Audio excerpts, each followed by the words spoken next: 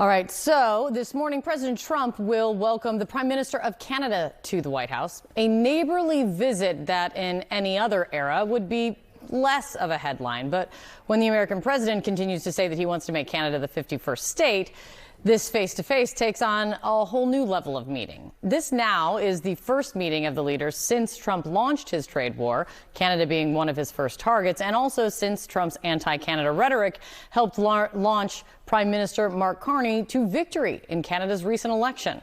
And around this relationship, there's a lot of fact-checking that is needed. So let's bring in CNN's Daniel Dale ahead of this Oval Office meet to walk through it. Let's walk through some of the more recent statements that President Trump has made around all of this. You highlight something that he posted in March on social media, saying that Canada is one of the highest tariffing nations anywhere in the world.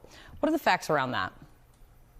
The facts are that Canada is a low-tariff country. The last international data we have from 2022, the World Bank published them, Canada was 102nd on a list of 137 countries' average tariffs. One of the countries it had lower average tariffs than, the United States. Now, President Trump often makes this claim in the context of Canada's agricultural tariffs. He highlights Canada's high dairy tariffs. He does not mention that those high dairy tariffs only kick in after a certain quantity of tariff-free U.S. exports to Canada, a certain quantity negotiated in his own USMCA are hit, and that the U.S. is not even close to hitting those maximum quantities. He also does not mention that the U.S. Department of Agriculture itself says on its website that almost all U.S. agricultural exports to Canada are tariff-free and barrier-free. So the milk stuff, the dairy stuff, that exists, but again, there are exemptions. And number two, those are the exception, not the rule.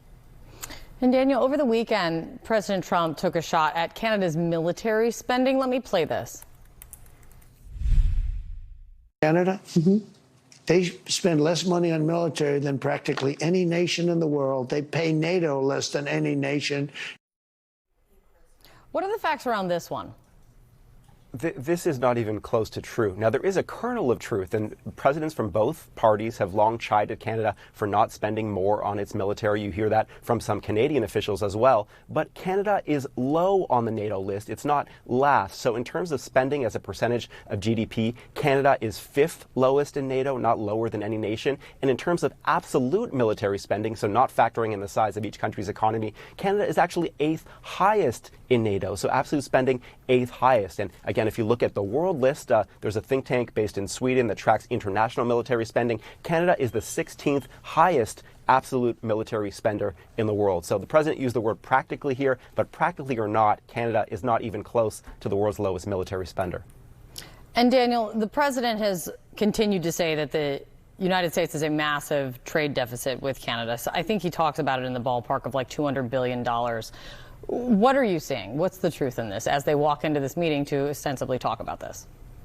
He says the number 200 billion almost every time he talks about Canada. It is wildly overstated. So the United States goods and services trade deficit with Canada in 2024 was about it was under 40 billion, under 40 billion. So it's almost about 36 billion. I'm sorry. So he's multiplying it by several times. Now, if you only talk about trade in goods and ignore the services trade at which the United States excels, he's still grossly exaggerating it. It's about 71 billion in that case. Almost all of President Trump's trade deficit figures with countries around the world are grossly inflated, and this one is no exception.